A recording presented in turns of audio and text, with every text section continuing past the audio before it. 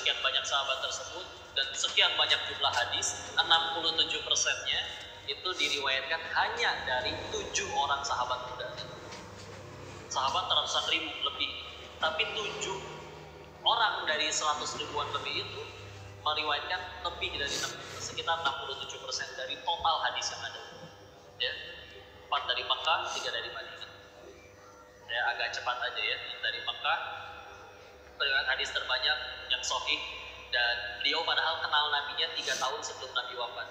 Abu Hurairah radhiyallahu anhu 5.374 hadis. Ya.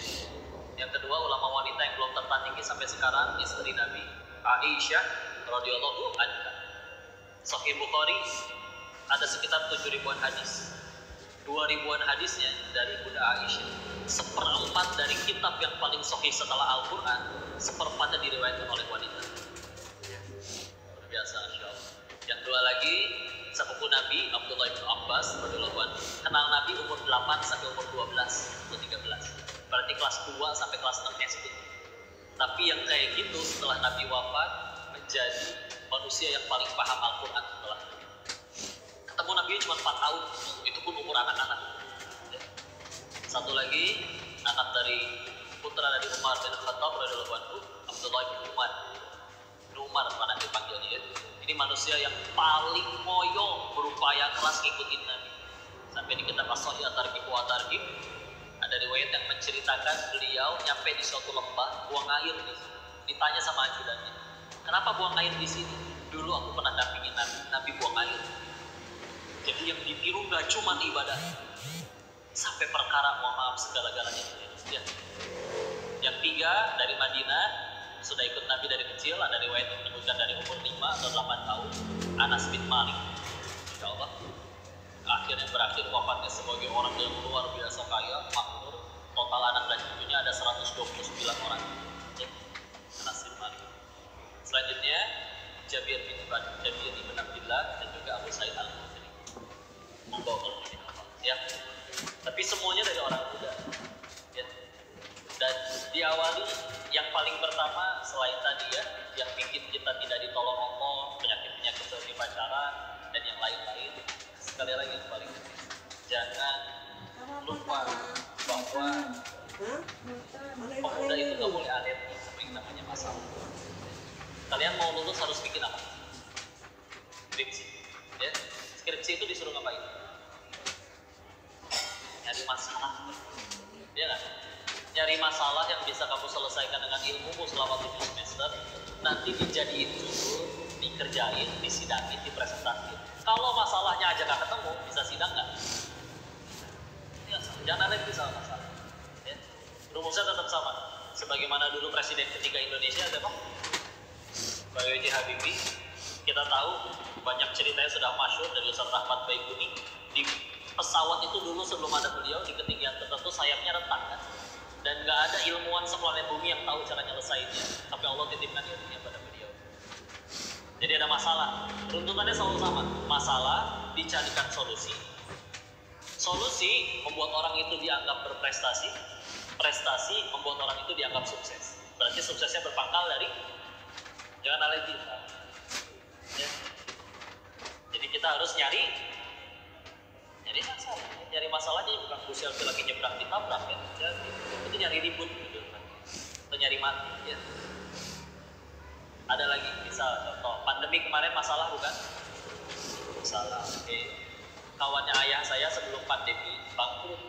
Memang ada usaha-usaha yang harus ditelan zaman. Dulu kan kamera pakai lensa film ya. Ada yang harus dicuci dulu kalau cetak. Kalau sekarang semua handphone udah ada kameranya. Habis makan zaman semua dijualin sisa 100 juta, besoknya PSBB lockdown. Wah, bertimpah-timpah gitu ya. Tapi mindsetnya bagus. Fa'in nama'al usri, fa'in nama'al usri. Seorang makin banyak masalah, nggak mungkin nggak banyak kebutuhan. Lalu dia menjadi pengusaha masker pertama di Kota Bogor. Lalu nggak nyampe 1 tahun, 100 jutanya malah jadi 800 juta rupiah. Gara-gara ya.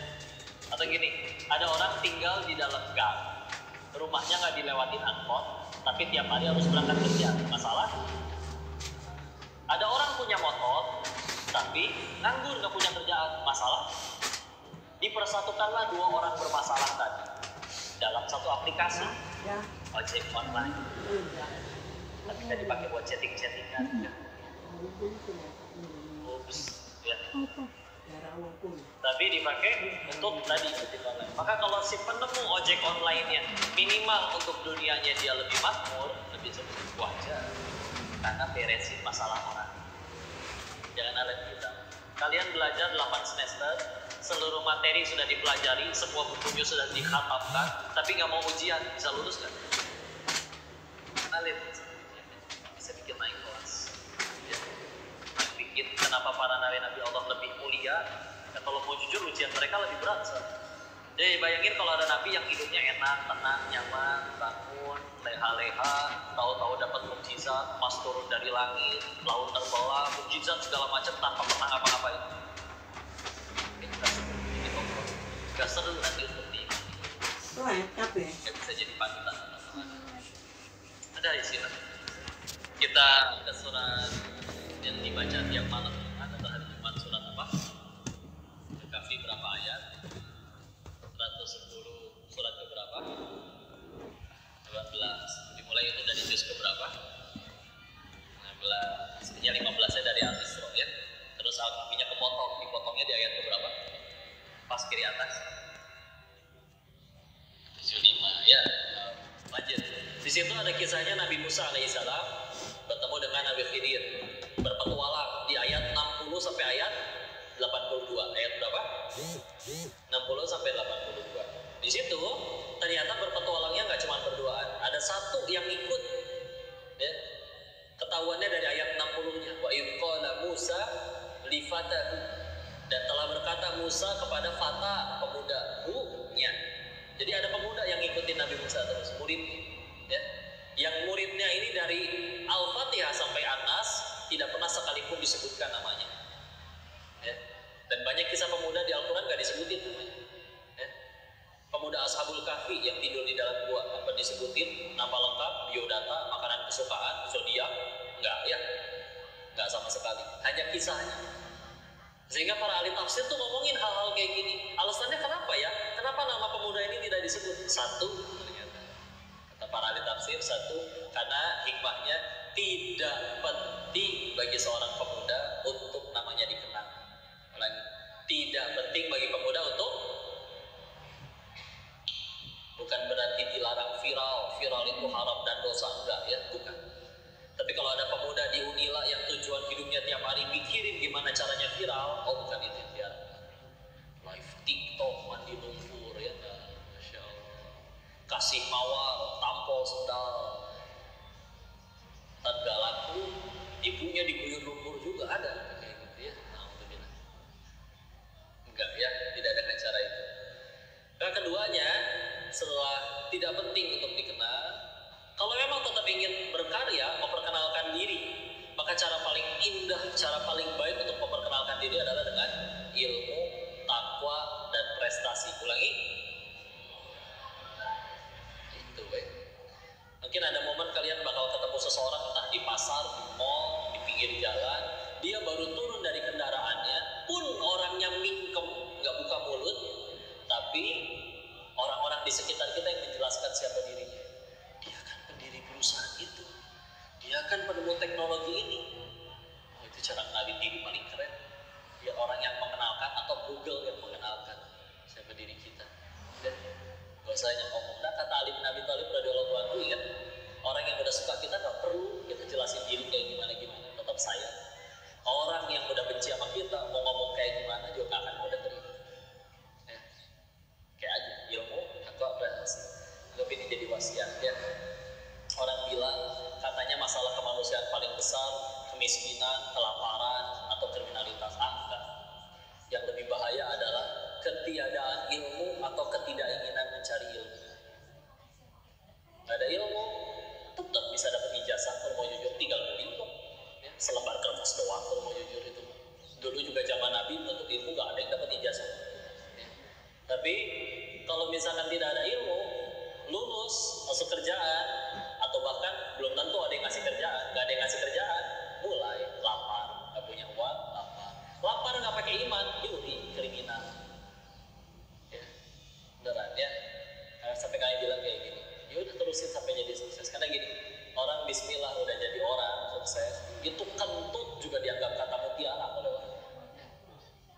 Tapi kalau belum jadi apa-apa, mau ngucap seindah apapun dianggap kentut. Jangan ngomong kamu bau, ya. Dianggap kentut, ya. Padahal indah banget itu ucapan. Udah sih, tapi sekali lagi hanya jadi alat. Keilmu, takwa, sampai bismillah. Ya. Kalau kita tidak keras sama diri kita sekarang, yuk, keras sama diri kita sekarang, nanti dunia datang mengejar-ngejar kalian dengan lembut. Lembek di dunia. Tapi kalau kita lembek sama diri kita sekarang, oh yang lain kayak gak belajar, yang lain juga gak bikin tugas, yang lain juga gak ngapalin, bapak saya juga masih kaya, belum ketangkep KPK, ya. Misalkan seperti itu ya. Terus ternyata kalau kita lembek sama diri kita, nanti dunia yang datang dengan keras menegur kalian, dengan pahitnya lapar, pahitnya dihina waktu reunian, itu kan yang bikin gak mau datang reuni. Udah, walaupun sekali lagi surganya Allah gak berdasarkan mulut orang ya, tapi kan kadang itu yang bikin orang dendam baik hati. Kita dibembehin kambing gak pernah tuh sakit hati, sama mulut orang bisa sakit hati ya. Insyaallah. Maka udah kayak surat 58 ayat 11, jadalah 11, yarfa'illahu alladziina aamanu minkum walladziina utul ilma darajat. Itu tentang ilmunya. Kedua tentang takwa, surat 49 Al-Hujurat ayat 13. Inna akramakum indallahi atqakum. Yang paling mulia di antara kalian paling bertakwa. Tenang aja. Tetap ya. Nah kalau enggak, kadang orang salah kaprah juga sih. Gimana kamu biar sukses? Oh saya udah nyebar CV hari ini ke 20 perusahaan. Tapi lupa yang ditingkatin cuma jumlah CV-nya, bukan nilai dirinya. Akhirnya keterima, tiap bulan pecat. Karena siapa orang mau miara beban? Orang tua aja kepalang sayang masih mau miara beban. Ya. Kalau yang kayak gitu. Tapi kalau misalkan ternyata dirinya yang ditingkatkan, kami kenal seorang fotografer yang seumur hidup gak pernah nyebar CV. Ya. Ketika didatengin orang mau nikah, Pak saya mau nikah Pak, tolong difoto sama bapak ya Pak. Kapan Neng? Oh sebulan lagi nikahannya. Maaf jadwal bapak penuh 2 bulan ke depan. Saya ganti Pak nikahannya 3 bulan lagi, yang penting difoto sama bapak. Begitu. Untung cuma ganti jadwal, gak ganti calon. Sedih ya. Masya Allah. Ya intinya gitu ya, ilmu takwa prestasi. Silah. Ya. Ulama itu menyebutkan ilmu itu ibarat mahkota tidak terlihat tapi membuat ucapan kalian ditaati, dan ilmu itu ibarat harta yang ringan dibawa tapi tidak bisa dicuri. Punya uang cash 1 M repot kan? Masuk kantong gak muat, masuk dompet apalagi, takut dicuri, takut, dan yang lain-lain. Coba ilmu, gimana cara nyuri ilmu? Ustadznya lagi tidur gitu dicolokin flash disk di kupingnya, diambil datanya, nggak bisa. Atau ngelihat kiai jalannya kok tengkleng, ada oleh. Ada apa Pak Kiai? Iya kebanyakan baca kitab, jadi kepala teh berat sebelah. Enggak ada ya, tenang aja. Ilmu, takwa, prestasi, sila. Udahlah, bungkam aja dengan karya ya. Di saat orang sibuk mencak-mencak, ini begini, ini begitu. Bagian kalau ngedengarnya juga gak enak kalau semuanya segala tentang diri ini dan diri ini mencapai masjid bagus, saya yang bangun, anak-anak di sini solehku, saya ngajar itu gak enak sama sekali ya. Kadang ucapannya juga hiperbola ya. Di Lampung macet banget sih, gak ada nih di luar negeri macet-macet kayak gini, padahal keluar negeri juga belum pernah. Mending sombong dulu aja. Ma, ada sarapan apa Ma pagi ini? Ada nasi kuning deh. Nasi kuning yang di depan, kuningnya juga pucet. Tapi dicemilin habis pelan-pelan, kan nyebelin. Dibangun tidur, ngeluh. Kepala teh pecah, coba kepala pecah di kamar, bom darah di mana-mana. Bangun tidur ngambek, badan saya teh remuk pohon. Coba badan remuk betulan, bisa bangun? Bisa. Negatif tuh Pak. Didengarnya enak atau enak? Enak ya. Asli ini kita sedekah di lampu merah. Itu aslinya. Allah memang nitipin rezeki orang tersebut di kantong kita. Ya. Mau kita tahan kayak gimana, nyampe demi Allah kalau bukan punya kita. Aslinya Allah sudah aturkan di hari itu 50.000 tahun sebelum si yang sedekah dan yang disedekahkan dilahirkan, sudah ditakdirkan akan ada kejadian itu. Bangun masjid, anak-anak tek bandel ya, nggak tahu bapak 5 tahun membangun ini, aduh pahala 5 tahun bangun masjid hilang gara-gara 15 detik berceloteh. Ya. Padahal 50.000 tahun sebelum si masjid dan si bapak ada, Allah sudah tentukan harus ada masjid. Sebagian hamba dipilih jadi jalan. Saking maha baiknya Allah, kan berarti Allah yang bangun masjid, berarti Allah yang sedekah ke hambanya. Saking baiknya Allah, kita diizinin jadi jalan. Kebagian jadi jalan itu apa kelebihannya? Kecipratan pahalanya buat bekal ke surga. Tapi syaratnya satu, ngilang, nggak usah ngaku-ngaku. Ya. Allah ini mah, bukan saya. Ya. Udah hamba saya mah, dia nggak bisa apa-apa. Terakhir, pemuda berdasarkan hikmah dari tadi adalah juga lihat siapa yang kita deketin ya. Dalam artian dekatnya sama siapa. Kok bukannya temenan gak boleh pilih-pilih? Betul, temenan jangan pilih-pilih. Tapi kalau mendengar nasihat dan mengambil teladan, itu harus pilih-pilih. Karena muridnya Nabi Musa tadi pun dekatnya sama 2 nabi, makanya akhirnya pun diangkat jadi nabi. Namanya Yusya bin Nun. Kalau kalian googling tentang beliau tuh menyelesaikan satu misi yang dibebankan kepada Nabi Musa dan Nabi Harun. Sampai Nabi Musa dan Nabi Harun wafat, itu misi belum selesai, yaitu membawa Bani Israel masuk ke tanah terjanji Palestina. Sampai meninggal belum berhasilnya 40 tahun kemudian di zamannya Yusya bin Nun masuk ke situ, selesai urusan. Dan beliau menjadi penakluk Baitul Maqdis pertama jauh sebelum zaman Salahuddin Al-Ayyubi ya. Umar bin Khattab radhiyallahu anhu, kan zaman Nabi Musa ini ya. Maka prestasi yang menjelaskan siapa dirinya ya. Dan logis dong ya, ibarat kita pengen jadi pemain bola yang hebat, dia dengerinnya Lionel Messi, masa dengerinnya Chef Juna? Nanti jadi jago masak ya. Tapi kalau kita pengen sukses, ya udah dengerinnya dari yang berhasil ya. Apakah dengan kita tiap hari nongkrong di warnet, nongkrong di warkop, itu pun cuma pesan es teh tapi numpang wifi-nya 7 jam, tahu-tahu bisa tiba-tiba ada yang datang, selamat ya kamu, saya angkat jadi direktur, gimana ceritanya ya? Aisyah ya. Kalaupun terjadi, nanti sebentar lagi ada yang bangunin, bangun ya. Ya.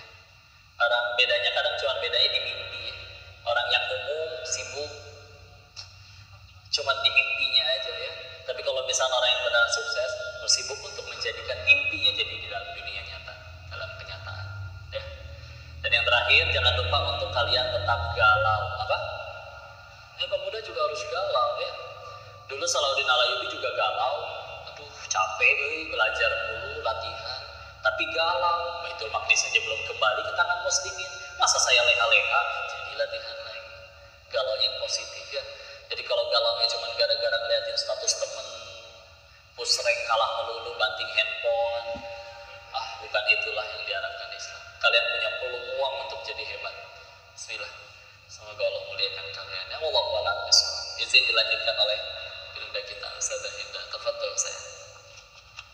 Ada yang manggil saya? Nggak ada ya? Bismillah, alhamdulillah, terima kasih sayang.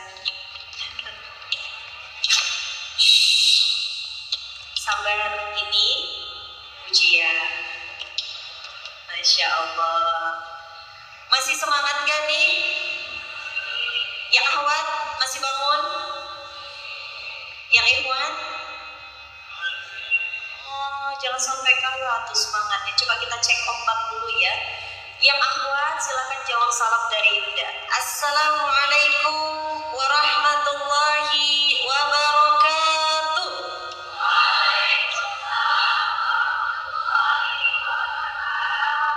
Nih, yang ikhwan jangan sampai kalah sama perempuan.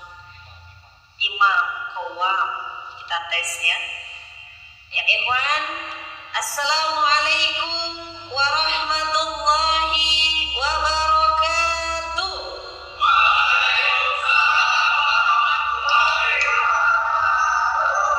Masya Allah, kayak lagi latihan militer, Masya Allah, alhamdulillahirrahmanirrahim. Kita doa dulu ya, yang makin berkah. Bismillahirrahmanirrahim. Rabbi syrah li sadri wa yassir li amri wahlul يفقهوا قولي ربي زدني علما وارزقني فهما برحمتك يا أرحم الراحمين. اللهم علما نافعا ورزقا حلالا طيبا وعملا متقبلا. اللهم فقهنا في الدين وعلمنا التأويل. ربنا لا تزغ قلوبنا بعد إذ هديتنا وهب لنا من لدنك رحمة إنك أنت الوهاب. آمين يا الله يا رب العالمين. Bismillahirrahmanirrahim. Alhamdulillah rabbil alamin. Wassalatu wassalamu ala asrafil anbiya'i wal mursalin wa ala alihi wa sahbihi ajma'in. Allahumma sholli ala sayyidina Muhammad wa ala ali sayyidina Muhammad. Alhamdulillah sahabat-sahabat mahasiswa yang dimuliakan oleh Allah, insya Allah kami bersyukur sekali dan sangat berbahagia sekali bisa bersilaturahmi dengan sahabat sekalian. Mudah-mudahan Allah titipkan keridhoannya pada pagi hari ini untuk kita semua. Mudah-mudahan Allah berkenan kita merekuk ilmunya dari luasan ilmunya Allah yang sangat luas. Lautan pun kalah luas dari ilmunya Allah Subhanahu wa ta'ala. Maka kita minta kepada Allah, Allahumma ilman nafi'an. Ya Allah, berikanlah kami ilmu yang manfaat. Jangan sampai, ini kan mahasiswa hukum ya, jangan sampai nanti gelar sarjana hukumnya digunakan untuk sesuatu yang kurang bermanfaat. Ini nanti kalau habis dari sini ini bakal jadi apa nih kira-kira? Apa? Advokat. Cita-citanya jadi apa sih abang dan kakak? Dosen. Coba angkat tangannya yang kepengen jadi dosen. 1, 2, 3. Wah, menjadi banyak ya. Jadi pengantin ada? Itu mah wajib teh Yuda gitu ya. Terus pengen jadi apa lagi? Dosen. Terus notaris ada? Ada? Hakim ada nggak hakim? Masya Allah. Dari sekian banyak hanya 1 orang loh yang pengen jadi hakim. Coba nanti kita wawancarai ya. Karena sekarang, mohon maaf ya, abang dan kakak sekalian, kita ini berharap mudah-mudahan negeri kita ini, terutama Indonesia dan negeri-negeri kaum muslimin, menjadi negeri yang baldatun thayyibatun wa rabbun ghafur. Dan itu semua dimulai dari kitanya. Dimulai dari siapa? Diri kitanya. Banyak sekarang generasi hancur itu karena dimulai oleh pemudanya yang berleha-leha. Apa? Pemuda yang berleha-leha. Pemuda yang saat ini masih muda tapi semangatnya sudah tua. Tahu orang tua? Orang tua itu kan udah banyak penyakitnya, rematik lah, asam urat lah, jantung lah, macem-macem. Tapi kadang